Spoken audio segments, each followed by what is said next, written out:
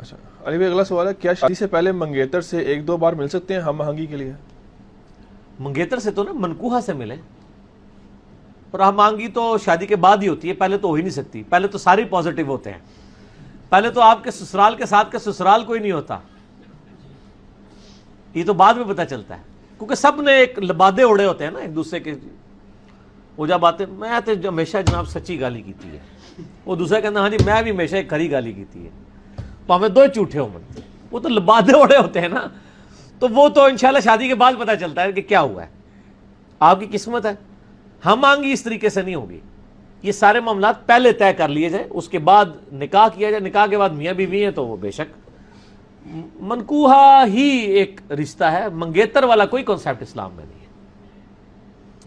اور اگر آپ نے رشتہ کرنے کے دوران پسند ناپسند کے اعتبار سے اگر کوئی میٹنگ کرنی ہے تو وہ آپ پبلکلی کریں، علیحدگی میں نہ کریں، تاکہ آپ اتنی باتیں پوچھیں جو ایک پبلکلی پوچھی جانی چاہیے.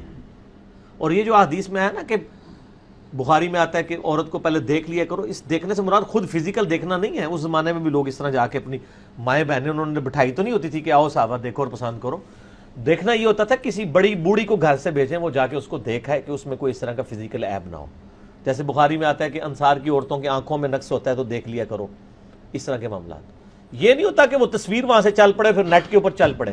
کئی لوگ ہیں وہ تو دو دو سال تک رشتے ہی دیکھتے رہتے ہیں، ان کو کوئی رشتے نہیں پسند آتا. ان سے پوچھیں آپ خود کیا ہیں، ٹھیک ہے نا. بس موٹی موٹی چیزیں دیکھیں، اس کے بعد اللہ پہ توکل کریں. علی بھی سوال ہے، جوڑے آسمانوں پر بنتے ہیں، اس سے متعلق قرآن و حدیث کی کیا تعلیمات ہیں؟ دیکھیں جی، جوڑے آسمانوں پہ بننے کا صرف ایشو نہیں ہے، بلکہ سب کچھ ہی آسمانوں پہ ہی ہو رہا ہے. تقدیر کے اندر تو اللہ تعالیٰ نے اپنے ڈیوائن وزڈم سے چیزیں لکھ دی ہوئی ہیں. ٹھیک.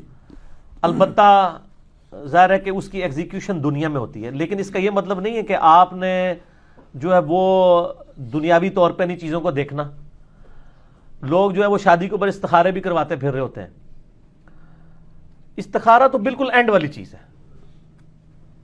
استخارہ تو اللہ سے مشورہ ہے، بندوں سے بھی مشورہ کرنا ہے. نبی علیہ السلام نبیوں کے صحابہ سے مشورہ کرتے تھے، استخارے پہ نہیں سب کچھ چیزوں کو چھوڑ دیا ہوا تھا.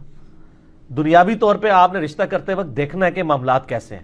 وہ مسلم شریف میں 4 چیزیں بتائی گئی ہیں کہ عورت سے 4 وجہ کی وجہ سے لوگ شادی کرتے ہیں: اس کی خوبصورتی کی وجہ سے، اس کی مال کی وجہ سے، اس کی حسب و نسب کی وجہ سے، اس کی دینداری کی وجہ سے. پھر آپ نے فرمایا کہ اللہ کے بندو دینداری کو دیکھا کرو. ٹھیک ہو گیا؟ تو ان چیزوں کو دیکھنا چاہیے. باقی اگر کسی کی قسمت میں کوئی مسئلہ لکھا ہے تو وہ تو آپ دیکھ لیں. حضرت نوح علیہ السلام اور لوط علیہ السلام 2 پیغمبر ہیں. سورہ تحریم کا آخری رکوع پڑھ کے دیکھ لیں، ان کی بیویاں بھی کافرہ نکلی ہیں. وہ ایک لاکھ معاملہ ہے. اپنی طرف سے کوشش کریں.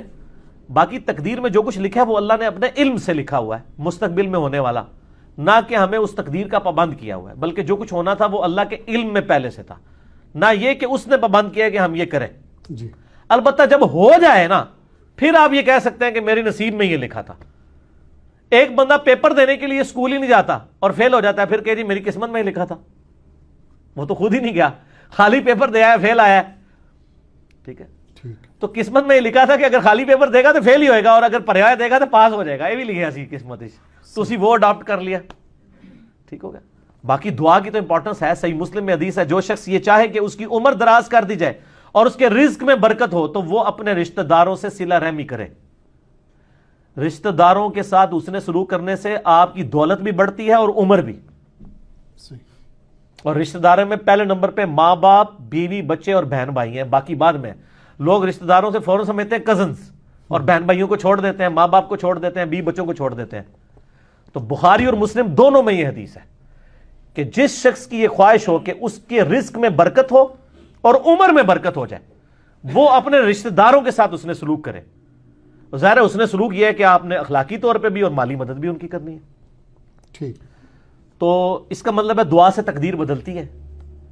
لیکن یہ بھی تقدیر میں لکھا ہوتا ہے کہ اس کی عمر تو تھی 60 سال، اس نے اپنے بہن بھائیوں کے ساتھ اس نے سلوک کیا، ہم نے اس کو 80 کر دینا ہے. اب وہ کرے گا تو ہو جائے گا.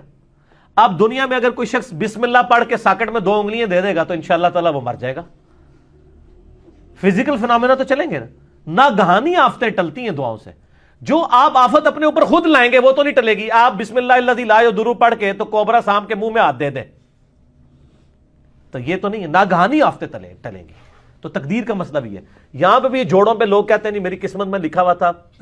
ہاں جو ہو جائے اس کے بعد آپ کہہ سکتے ہیں, جس طرح بخاری مسلم میں آتے آدم علیہ السلام نے کہا کہ میری قسمت میں یہ لکھا تھا, تو ظاہر ہے پھر واقعی لکھا ہوا تھا. ایک بندے نے بھی غلط کام کیے نہیں اور کہ جی میری قسمت میں لکھا ہے کہ میں کرنا ہے,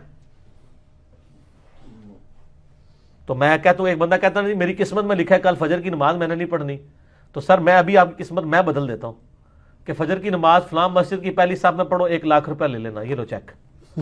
دنیا کے سارے شیطان مل کے تجھ سے ایک فجر نہیں چھڑوا سکیں گے, تو تیری قسمت اینج بدلی نا.